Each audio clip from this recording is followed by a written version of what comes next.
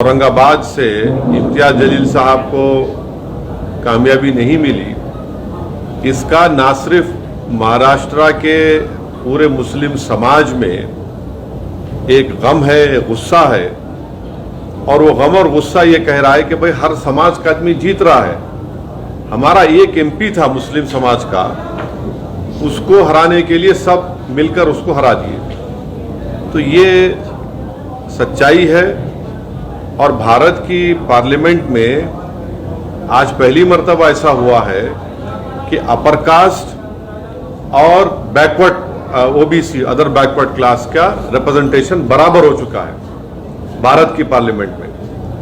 और किसी समाज का अगर पॉलिटिकल रिप्रेजेंटेशन सिर्फ 4% है, 14% आबादी भारत में मुसलमानों की है और सिर्फ 4% एमपी जीत कर आ रहे, तो ये आखिर ये मुसलमानों से उनको वोट डालने के लिए क्यों पीछे हट रहे? मुसलमान तो झोली भर भर कर वोट डाला ना सबको। हम सब जब डाल रहे वोट तो हमको क्यों नहीं वोट डालते? तो ये सवाल मेरा ये तमाम पॉलिटिकल पार्टी से, ये तमाम लीडर से, और ये सवाल मुसलमानों को भी सोचना है। हम वोट डालने वाली मशीन तो नहीं है ना, हम तो एटीएम नहीं है कि तुम आओ और हमको दबा दो और हम डालते जाए वोट। तो ये आपके सवाल का जवाब ये है। इंडिया अलायंस ने एक भी मुसलमान टिकट नहीं दिया। खैर नरेंद्र मोदी तो बोल दिए हमको हम घुसपैठी हैं, तो कहां घुसपैठी टिकट देंगे वो, तो हम तो सिर्फ वोट डालने वाले बन गए। और एक कैंडिडेट था, पूरे मिलके उसको हराने पे बैठ गए।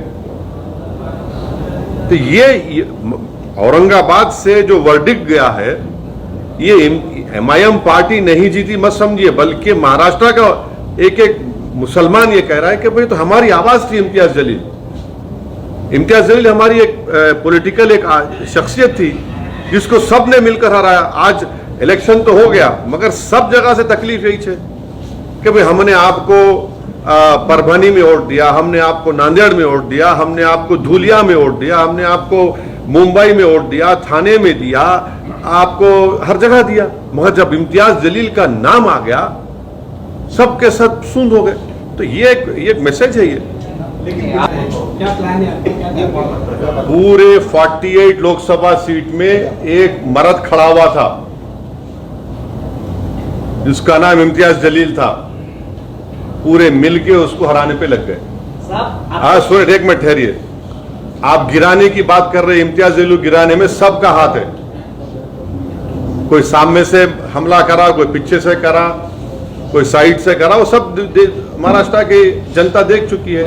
सुनिए, आपका सवाल हो गया, जवाब सुनो। अब हम एक पॉलिटिकल पार्टी है, हम लड़ते हैं, हम जीतने के लिए लड़ते, किसी को हराने के लिए, गिराने के लिए नहीं।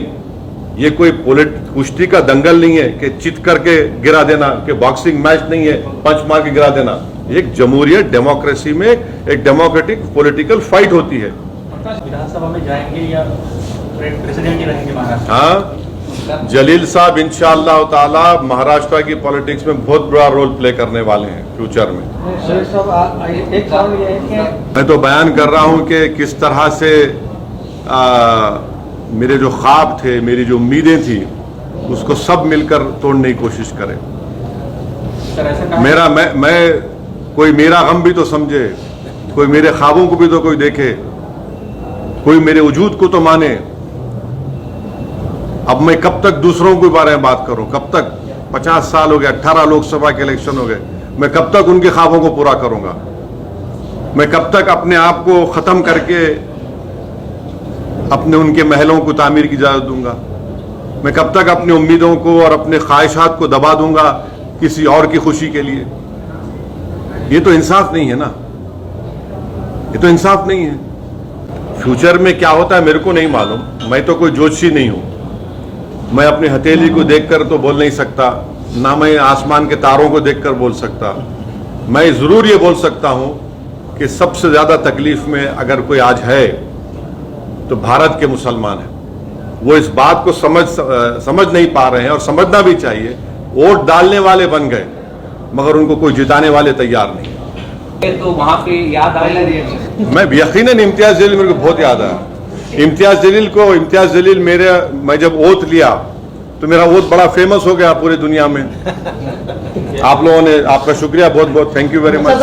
नहीं सो जाए कोई ठहरो, इम्तियाज जलील मेरे को पैगाम भेजा है, असद भाई आप ओथ लिए और बहुत अच्छा लिए। तो मैं उनको मैसेज करा, यार इम्तियाज तुम्हारी कमी बड़ी महसूस हो रही है।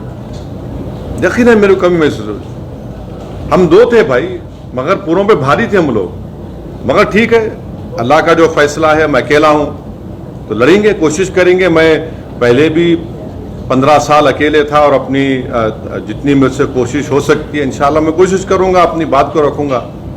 मगर सवाल यह है कि नुकसान किसका हो रहा है, किस कम्युनिटी का नुकसान हो रहा है, किस समाज को आप पॉलिटिकल रिप्रेजेंटेशन उनका रोक रहे हैं।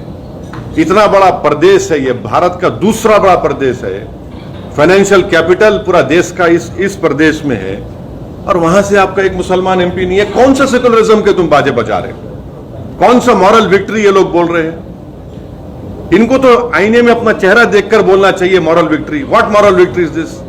ये मॉरल विक्ट्री नहीं है, this is a victory of Hindutva, this is a victory of majoritarianism. ये है सच्चाई।